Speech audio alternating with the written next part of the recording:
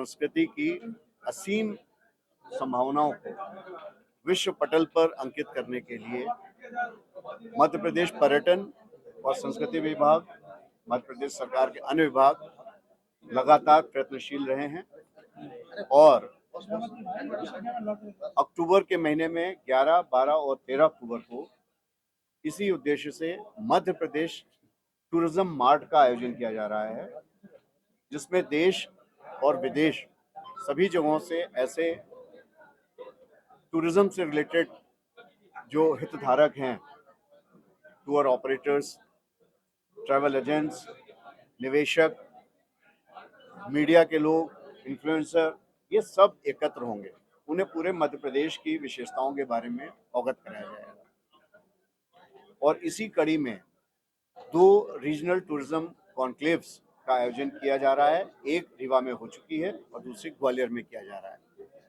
जैसा आप सब अवगत हैं कि ग्वालियर क्षेत्र, चंबल क्षेत्र और सागर क्षेत्र ये पूरा संस्कृति और इतिहास की दृष्टि से बहुत ही महत्वपूर्ण है और यहाँ पर इस प्रकार के स्मारक हैं जो कि दुनिया में कहीं देखने में नहीं आते। विशेष तौर पर भारतवर्ष का जो हमारा ओरिजिनल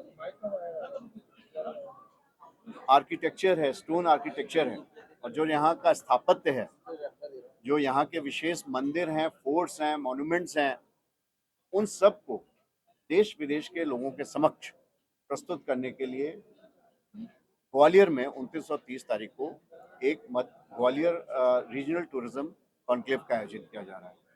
इसमें तमाम निवेशक आएंगे, तमाम ट्रैवल एजेंट्स, टूर ऑपरेटर्स आएंगे।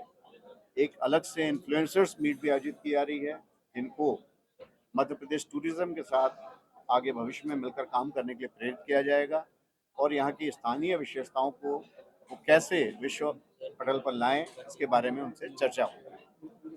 परसों के दिन माननीय मुख्यमंत्री जी, माननीय केंद्रीय मंत्री जी, माननीय विधानसभा अध्यक्ष जी, माननीय सभी मंत्रीगण इस संभाग के और सभी जनप्रतिनिधिगण, उनके समक्ष एक विशेष सत्र का आयोजन होगा और वहाँ पर सभी लोग एक साथ जुटेंगे। ऐसे तमाम निवेशक जो ग्वालियर और आसपास के सभी क्षेत्रों में निवेश करने में उत्सुक हैं और यहाँ पे अच्छे होटल्स, रिजॉर्ट्स, पर्यटन की अन्य परियोजनाएं स्थापित करना चाहते हैं, उन्हें मध्य प्रदेश पर्यटन नीति के तहत जो इन्वेस्टमेंट की सुविधाएं दी जा रही हैं उसके बारे में भी उन्हें अवगत कराया जाएगा। कुल मिलाकर के पिछले 2-3-4 वर्षों से जो कार्रवाई चल रही है उसे आगे बढ़ाने के लिए इस रीजनल टूरिज्म कॉन्क्लेव का आयोजन किया जा रहा है और हमें पूरी उम्मीद है कि इससे देश विदेश में ग्वालियर की विशेषताएं, यहाँ की संस्कृति, यहाँ की इतिहास, यहाँ के नेशनल पार्क्स, यहाँ की वाइल्ड लाइफ, इन सब के बारे में बहुत अच्छे तरीके से हम जानकारी दे पाएंगे। एक बात और, इसमें जो लोग भागीदारी करने आ रहे हैं पूरे देश से, उनको इस कॉन्फ्रेंस के बाद में विभिन्न प्रकार के अलग अलग स्थानों पे दिखाने के लिए भी लिया जाया जा रहा है। वो 2 दिन यहाँ रहेंगे, घूमेंगे, देखेंगे और स्वयं अनुभव करेंगे कि कितना समृद्ध यहाँ की संस्कृति है। उसका पूरा जायजा लेंगे और वो हमारे सहयोगी बनेंगे कि इस क्षेत्र में पर्यटन की असीम संभावनाओं के द्वार खुलें और यहाँ का पर्यटन विश्व स्तरीय पर्यटन स्थल के रूप में विकसित हो। सर, निवेश का लक्ष्य कितना रखा गया है? लक्ष्य नहीं होता निवेश में। निवेश में तो ये होता है कि हम अपनी बात बताएं और उनकी बात को सुने। निवेश की जो नीति होती है वो ऐसी बनाई है कि कोई भी निवेशक आए तो वो यहाँ पर स्वागत उसका हो, उसे कोई परेशानी नहीं हो निवेश करने में, सारी अनुमतियाँ, एनओसीज इत्यादि उन्हें अच्छे से मिले। साथ ही यदि कोई निवेश करता है तो हमारी पॉलिसी में जिस प्रकार की वित्तीय सहायता के प्रावधान किए गए हैं वो भी उन्हें बिना किसी परेशानी के मिले और बिना लक्ष्य के ही माननीय मुख्यमंत्री जी जिस प्रकार से पूरे देश के विभिन्न शहरों में और विदेश में भी जाकर निवेशकों को आकर्षित कर रहे हैं, उससे अद्वितीय माहौल बन गया है और सभी निवेशक बहुत रुचि ले रहे हैं मध्य प्रदेश में। बड़ी मात्रा में वो आ रहे हैं और निवेश करने के लिए वो तत्पर हैं। हमने यूनेस्को से संगीत सिटी का दर्जा ले लिया है, बहुत अच्छी बात।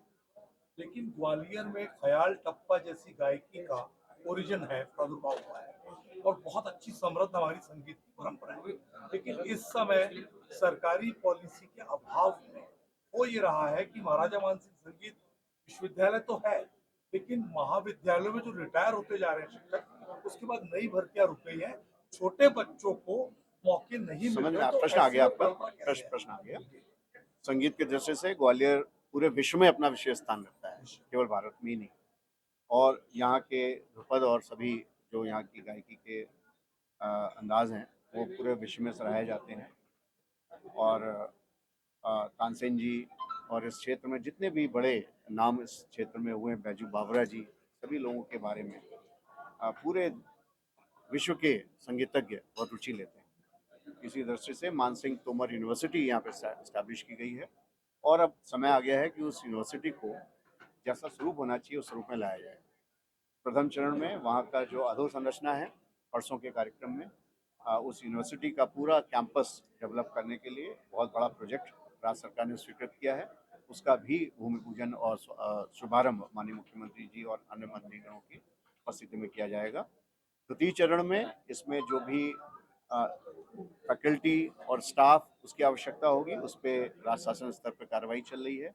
पर्याप्त स्टाफ और फैकल्टी यहाँ पे लाई जाएगी ताकि हमारे जितने महाविद्यालय और अन्य लोग जो जुड़े हैं यूनिवर्सिटी से, उनमें सही और माकूल व्यवस्था हो सके और इन सभी चीज़ों को समुचित जो बढ़ावा और प्रोत्साहन मिलना चाहिए वो मिल सके। बिल्कुल इस दिशा में बहुत तेजी के साथ काम हो रहा है। सर, ऐतिहासिक पर्यटन स्थल जो